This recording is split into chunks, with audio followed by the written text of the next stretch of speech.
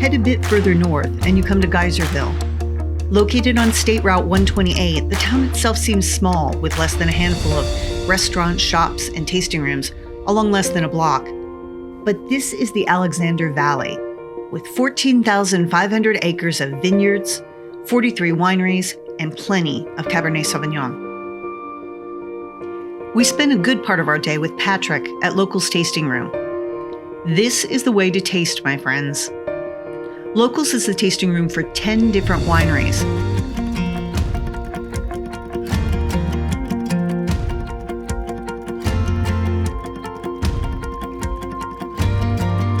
Behind the bar, Patrick or Stig will put together a tasting geared toward what you like and perhaps things you didn't know you liked. With so many wineries, this allows them to pour side-by-side tastings that allow you to compare and contrast different varieties and styles. While there, we did a side-by-side of 2 Rosé Pinot Noirs, both from the same vineyard, made by different winemakers. It was amazing to see the impact that a winemaker's gentle thumbprint can make on a wine. Let me pour you the Dot Wine 2001 Rosé Pinot Noir. We're gonna have a little fun with this because I'm gonna leave that alone. Because we have fun at Locals. Yes. And one of the ways we have fun is we can do comparisons and flights. And the reason we're doing that is because we also have the Drive Rosé Pinot 2021. They are both from the same vineyard.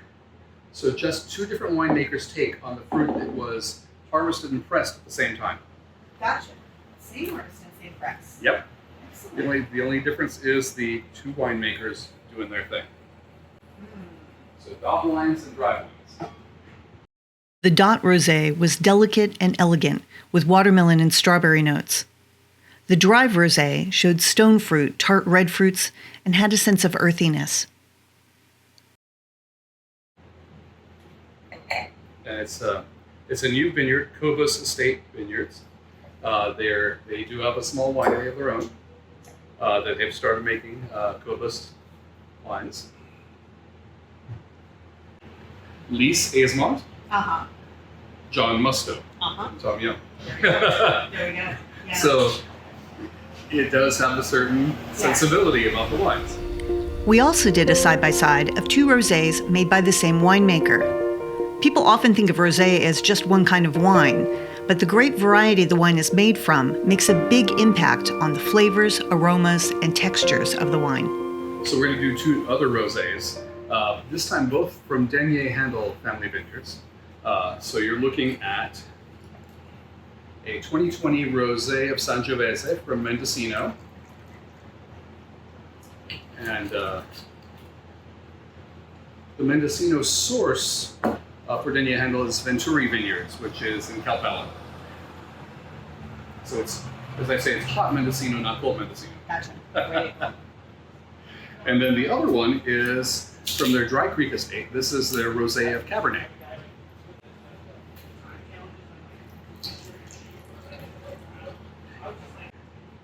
And we have 6 rosés in the house right now. So, gives us the opportunity. To point out those differences between Sure. them. The differences between winemaker styles and the differences between, the different varieties. Exactly. You have a lot better chance of doing that, like I saw on your flights. You can taste across Zinfandels, you can taste across Rosés, you can taste across lots of Right. different things. Exactly.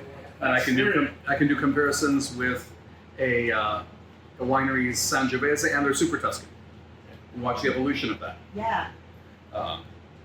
So I love that. it's a whole It's a lot more fun now. and the whole experience here is geared towards wine education. We tasted Zinfandels from 3 different regions, did a sparkling wine comparison, and so much more. There are no fees here. Go in and taste, but be aware that you will leave with many bottles that you will find you can't live without, and perhaps a membership to the wine club.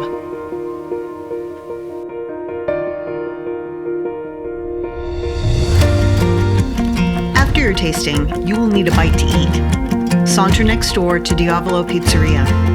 The pizzas are spectacular and the menu is eclectic, ranging from tacos to pasta to pizza and more. The atmosphere is warm and comfortable in this historic building.